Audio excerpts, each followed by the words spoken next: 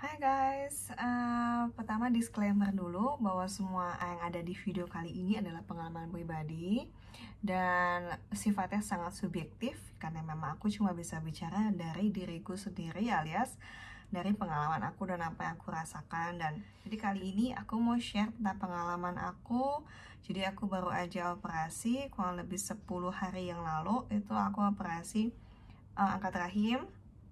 Lalu juga ada varises rahim yang diberesin juga, jadi diikat dan ada penebalan, jadi di beberapa pembuluh darah di rahim itu, jadi makanya diberesin sama dokternya.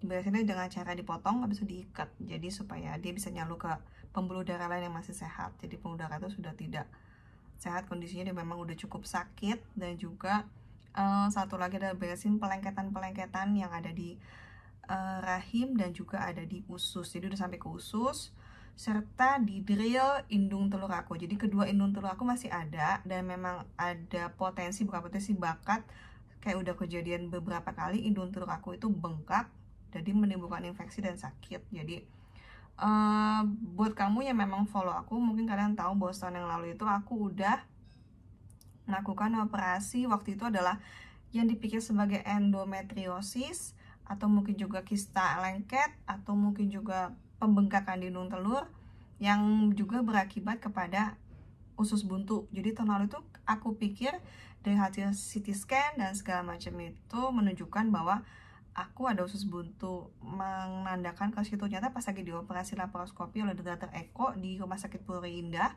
didampingin dokter Andri juga, dia obgyn atau bagian kandungan, itu nyata di bagian rahimnya juga ada something kayak gitu. Aku tanya apa dan kemudian dokternya juga agak lupa. Aku juga udah agak lupa juga namanya apa waktu itu. Tapi memang waktu itu sakit banget pas laparoskopi, dan di hari abis operasi pun aku bener-bener ngeluh kesakitan terus. Sedangkan dokternya juga nggak tahu kenapa. Aku juga tanya mereka juga kayak pasien lain nggak ada yang kayak gitu.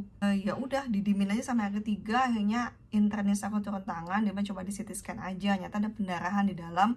Dan aku tuh sampai mesti transfusi 2 kantung darah. Jadi waktu tahun lalu itu cukup gawat sih kondisinya. Jadi ada pendarahan dalam. Jadi pas laparoskopi itu mengenai salah satu pembuluh darah besar yang sebelah kiri. Oleh karena itu memang habis operasi aku nggak bisa nengok ke kiri. Jadi badan itu kan kita baringan, habis operasi pasti masih tepar, itu kesakitan banget. Dan aku nggak bisa ke kiri sama sekali. Kok itu benar-benar nggak bisa, kayak ada sesuatu yang menahan aku gitu loh, kayak beban berat.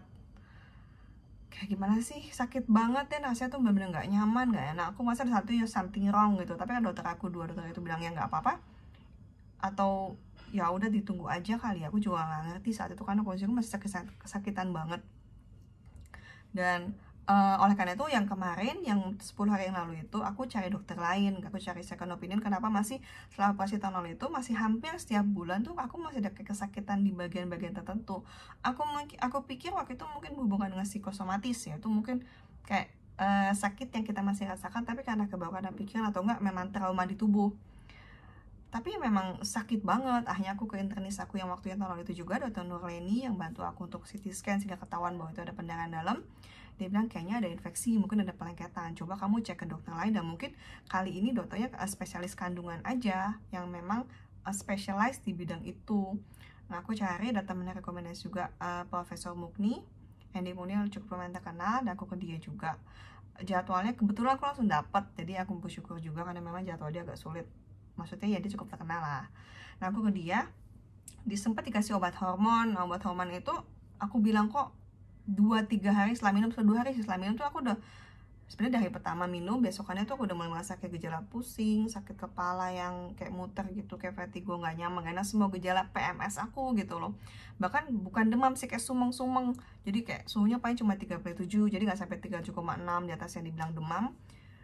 Tapi kondisi badan tuh bener-bener gak enak, kayak bener kayak mau haid. Jadi memang dia lihat itu ada suatu massa. Jadi ada massa di rahim aku. Itu waktu itu dilihat sama Profesor Mukni itu. Tapi aku coba bilang, Profesor ini aku gak kuat sama obatnya. Dia bilang gak ada gejala kayak gitu. Padahal waktu aku Google efek samping dari hormon yang dikasih itu, dan seperti itu, ada efek samping mual, demam, pusing. Bahkan kalau misalnya beberapa orang yang memang bakal migrain kayak aku, itu bisa menimbulkan migrain yang lebih parah lagi. Dan memang itu aku rasakan. Tapi kalau misalnya bilang ya nggak ada efek kayak gitu, nyata buat aku iya.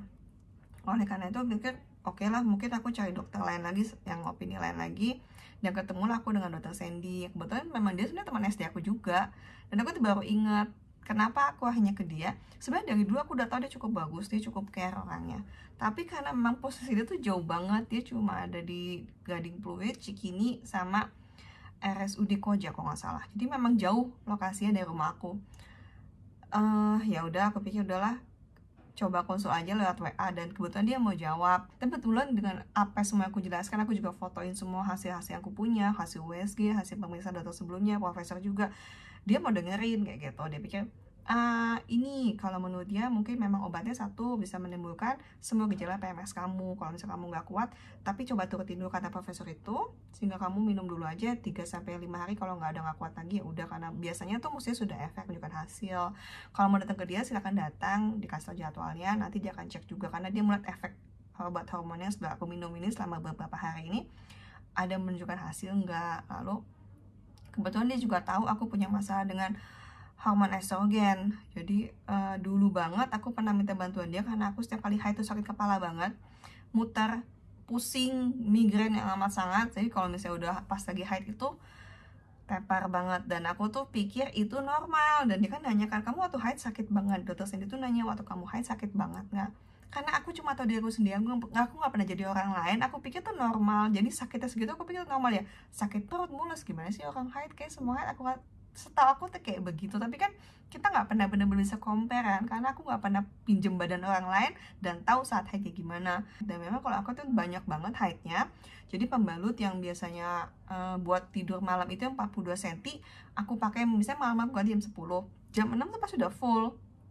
Aku nggak tahu kalau itu ternyata tidak termasuk normal. Sampai dia nanya, kamu kalau dalam sehari mesti ganti pembalut berapa kali? Aku bilang minimal 4 atau 5, karena memang cukup penuh di hari-hari tertentu yang penuh. Ya udah, hanya dicek ke dia. Aku sempetin waktu untuk datang, ketemu pas jadwalnya dia juga. Dia cek USG dalam, ternyata dinding rahim aku tebal. Jadi dinding rahim aku itu ternyata ukuran normalnya itu 1 sentian, aku punya 2 senti lebih. Jadi memang udah jauh banget di atas normal.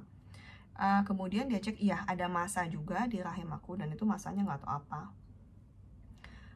Indung telur aku kayak ada pembengkakan waktu itu sebelah kanan, dan sebelah kiri juga menunjukkan sedikit pembengkakan. Jadi meskipun udah minum obat hormon yang dikasih profesor, itu sepertinya tidak ada efeknya. Jadi tetap bengkak sekitar 4 cm lebih. Lalu dia lihat juga kayaknya pembuluh darahnya. Jadi ini disebut dengan varises rahim. Aku tuh cuma tahu varises itu ada di kaki. Nah, disarankan kalau mau sama dia bilang gitu, kalau mau sama aku terserah. Oleh karena itu kita ambil keputusan, oke lah, kalaupun jadi sama dokter Sandy, aku mau ambil di Cikini, karena di Cikini ada spesialis varises yang udah tim dokter Sandy kayak gitu. Aku pikir, saat dipikir matang-matang dan masak-masak, dan juga bagaimana cara dokter Sandy bisa menjelaskan segala sesuatu, dia juga detail, dia juga clear. Setiap kali aku nanya apa, dia jawabnya tuh dengan jawaban yang lengkap, jawaban yang kalau dia tahu dia kan bilang dia tahu, kalau dia nggak tahu dia kan bilang aku coba tanya dulu dengan spesialis ini ya gitu. Karena aku nggak tahu detail. Misalnya waktu itu aku nanya tentang vaskuler, dan nanya aku coba tanya dokter juga, dan kebetulan aku bilang ambang sakit aku tuh rendah banget, karena emang pengalaman aku operasi di rumah sakit Purina tuh setiap bangun tuh sakitnya minta ampun, kayak bener-bener sakit bangun di operasi tuh jerit-jerit, sakit banget.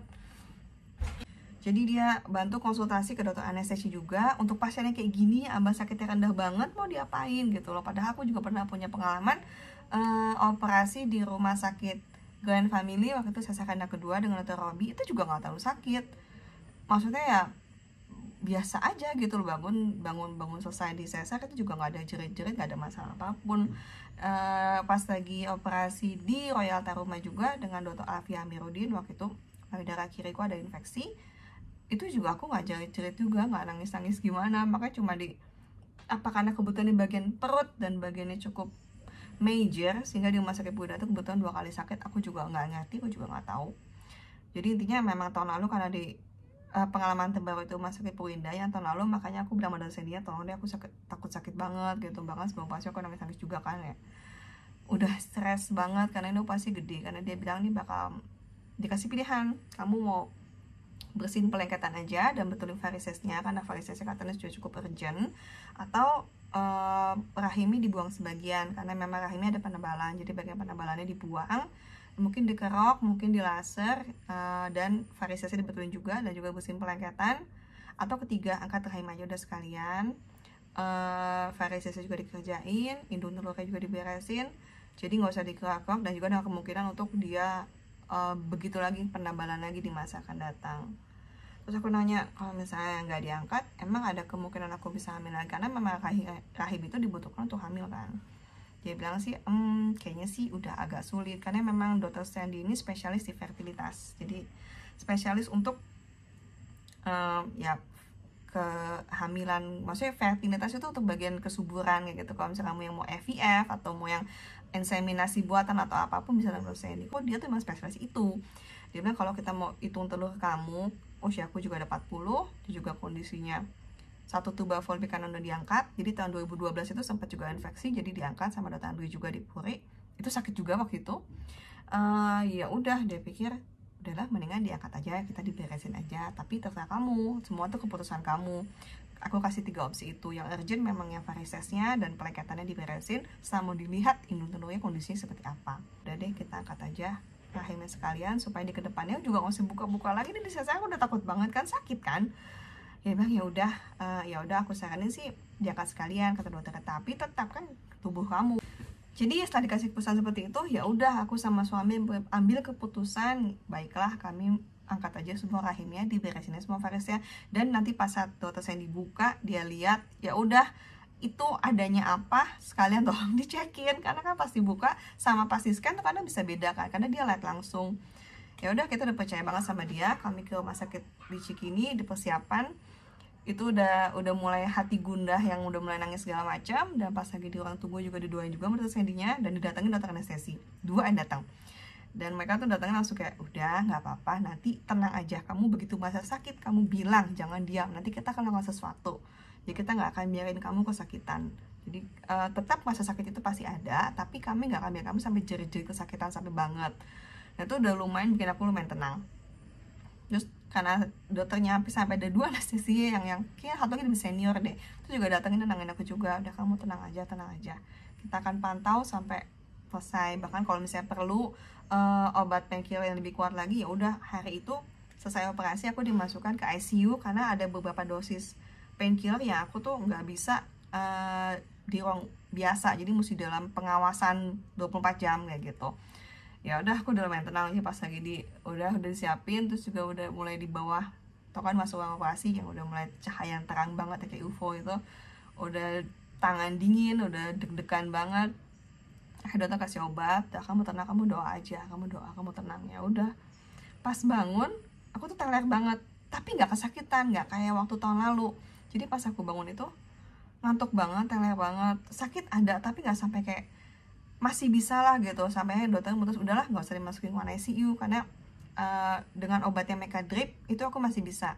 Dia tanya juga oke kan gitu, aku jawab oke masih bisa gitu. Ya udah, aku dipindah ke kamar aku, dipantau terus. Dan kalau masih ada sakit, sempat ada rasa sakit, tapi 24 jam pertama tuh aku tidur kayak bangun cuma sebentar banget. Dan aku masih harus total puasa karena pelengketan. Jadi dokternya sempat ngobrol sama suamiku kalau nggak salah, aku kan masih teler banget.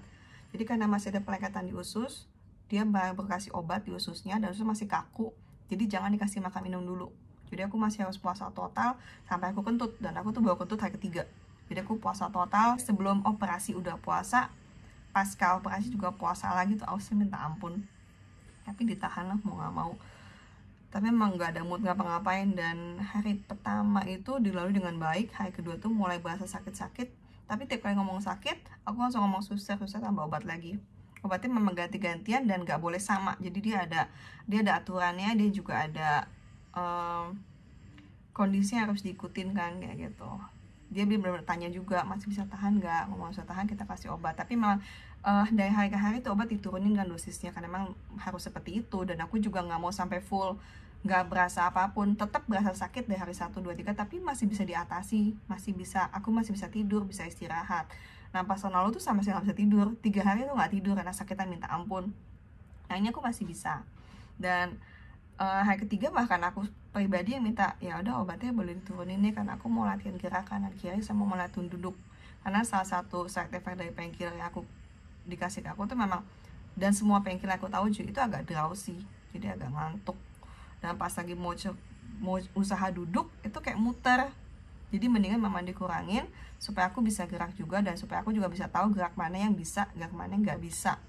Karena ada posisi tertentu yang jangan, jadi sampai susahnya bilang, Bu, jangan duduk tegak dulu ya, jadi pelan-pelan, karena memang yang dikerjain kan banyak. Jadi rahim aku diangkat, tentu lukanya juga jauh lebih besar dibandingkan sesar, dan mau diangkat. Indung telurnya dua-duanya di drill, jadi aku masih ada indung telur. Aku belum menopause, tapi sudah tidak bisa haid lagi, karena memang rahimnya udah nggak ada, karena lapisan darah itu kan hanya di rahim. Kemudian varises aku juga udah digunting, yang kanan itu penebalannya cukup lumayan, digunting dan diikat. Lalu yang sebelah kiri juga, nah kiri itu nggak terlalu besar tapi bercabang dan katanya lumayan tinggi. Ini kenapa perlu dokter spesialis vaskuler atau pembuluh darah. Nah itu dia yang beresin sampai bagian ligamen, jadi cukup tinggi dan cukup sakit. Sekarang udah hari ke-10, aku pun masih sakit banget, masih cukup sakit lah, masih butuh painkiller, dan masih bertahap untuk jalannya, jangan terlalu capek. Untuk naik turun tangga juga kalau bisa dibatasin banget. Tadi satu lagi yang harus kerjaannya adalah yang pelekatan usus itu udah mulai nyaman hari ke-4 ke-5, jadi memang cukup lama.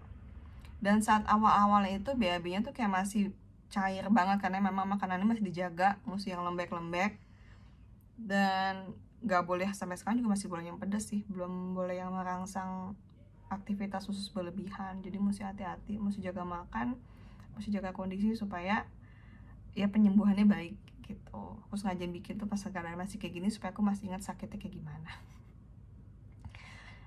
Rumah sakit Cikini itu cukup unik menurut aku sih, rumah sakit yang cukup lama, jadi kondisinya juga unik. Jadi bukan gedung tertutup gitu, jadi setiap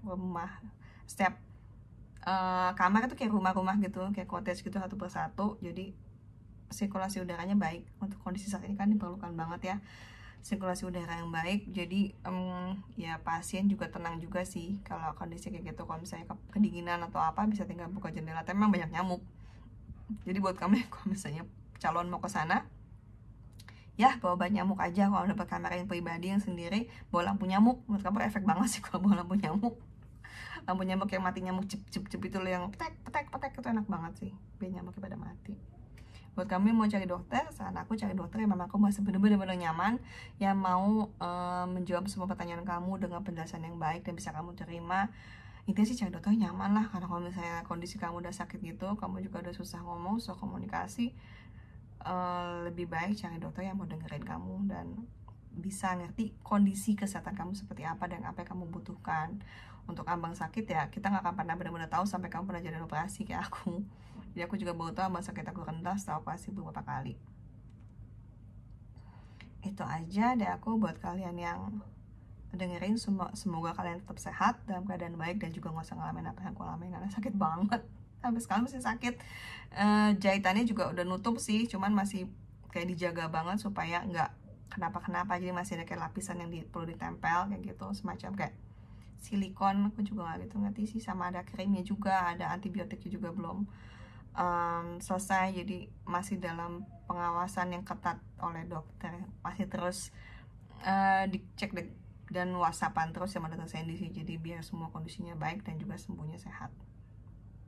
Itu aja deh aku. Thank you so much watching video, semoga bermanfaat buat kalian semua. Buat kalian yang mau tahu lebih banyak, go ahead komen aja supaya bisa nanya-nanya. Bye.